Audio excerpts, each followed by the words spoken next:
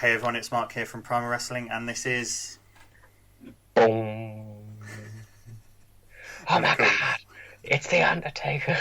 Oh my god, it's Jamie. I've just done that and I'm pretty sure I've just knocked my light. Oh no, we're safe, we're good. Sorry, All, team. all for the art. Hopefully, For the that's art. that's honing my craft. Yeah.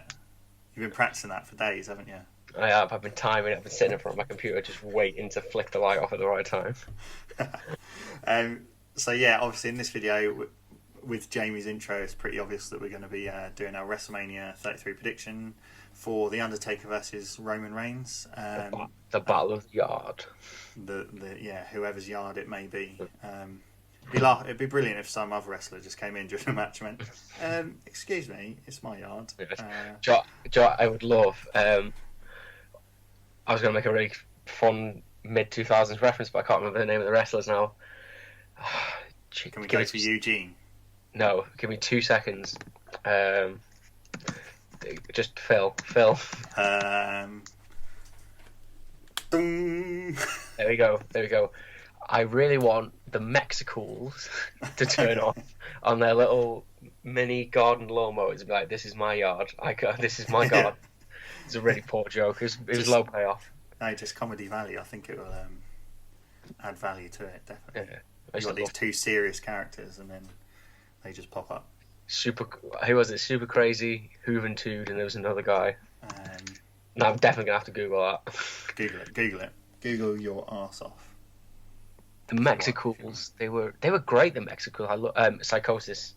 Yeah. It was like three... They were all like ex-ECW guys, weren't they? Super Crazy. Yeah. Loved them. Anyway, sorry. Back to the dead man. Back to dumb. You're going to go for dumb. Oh, no, went the wrong way. Yes. It's like Shawn Michaels at WrestleMania 25. Yeah. The Undertaker at WrestleMania 25. Night and day. So yeah, for me, for this, I've been going kind of back and forth with it over the last couple of weeks, and I'm going to keep it short and sweet. I think now the streak's gone, anything's up for grabs, and I think they're going to put Roman over purely because he seems to be on this run of beating all the top stars, and then there's the rumour of Lesnar next year, which that would be like the height of his coming of age, essentially, where he beats the Beast incarnate, and that's like the full circle. He's beat the Undertaker and the Beast and whatnot. So I think he's going to win this, possibly turn heel. There's been a few kind of little inklings in promos over the last few weeks where he's been a bit more aggressive rather than trying to appease the crowd. So I think he's going to beat Undertaker and turn heel. There you go. Hit me back. Hit me back. I think he's going to be a heel no matter what. Yeah. Whether he wins or loses, but I think if you're going to have him beat the Undertaker, you can't have him win as a face. No. I think they have to, but I don't think they're going to because our good friends over at Wrestle Talk TV, Ollie Davis, posted a video early today saying that there is no real inclination to try and turn him heel because he's selling so much merch at the minute, and obviously I heard he's the biggest merch seller in the company apparently. Yeah, so that's what I mean. Are they really going to turn him heel? I think he's going to be a heel if he's just going to get booed out of the building no matter what. He could be a likeable heel though, in the sense, like when he was in the Shield, he was the Dominator, wasn't he?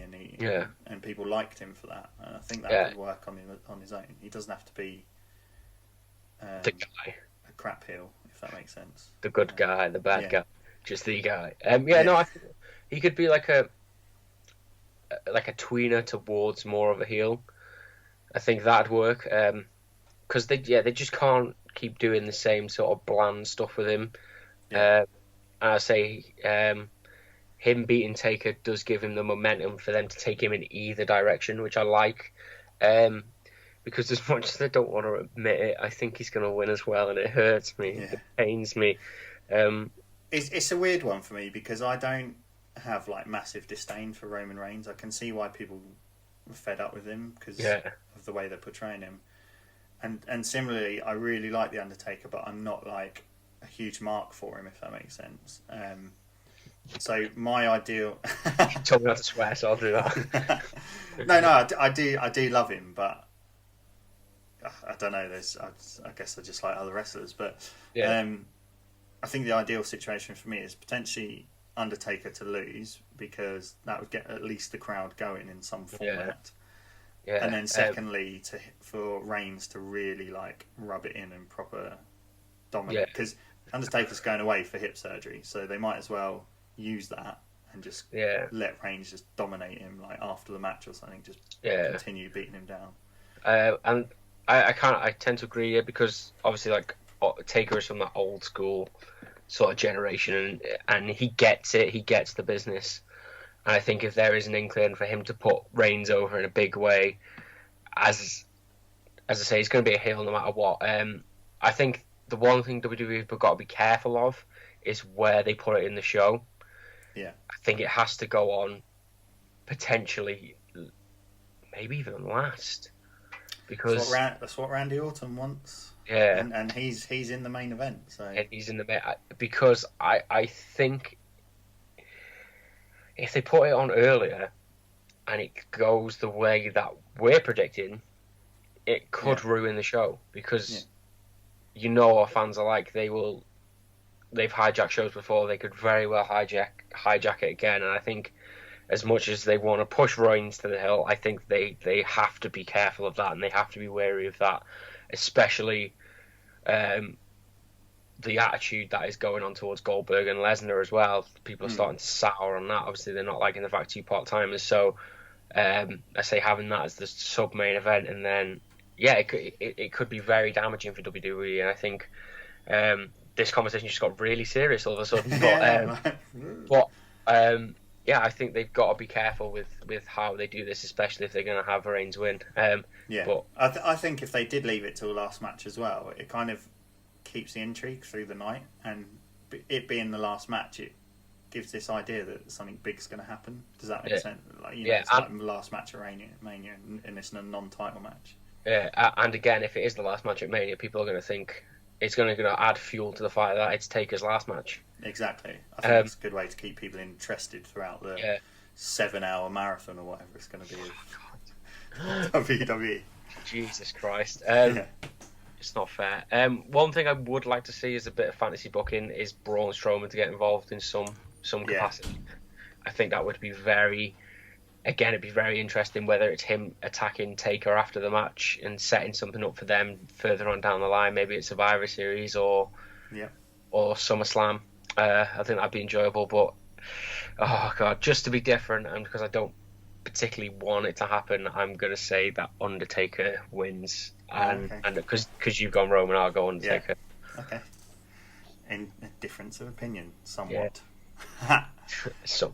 But I just don't. I like Reigns. I can tolerate Reigns, but just him beating Undertaker will just bring out the anger of the inner 9-year-old within me. Maybe that's what they want. You never know, do you? Yeah. But then, obviously, so we've gone for different people. I've gone for Reigns. You've gone for Undertaker. In the next matchup, we're going to do Seth Rollins versus Triple H in a non-sanctioned sanctioned match. So if you want to check out our predictions for that, then definitely subscribe below and join us next time. All that's left to say is bye. Boom. I turned it the wrong bloody way.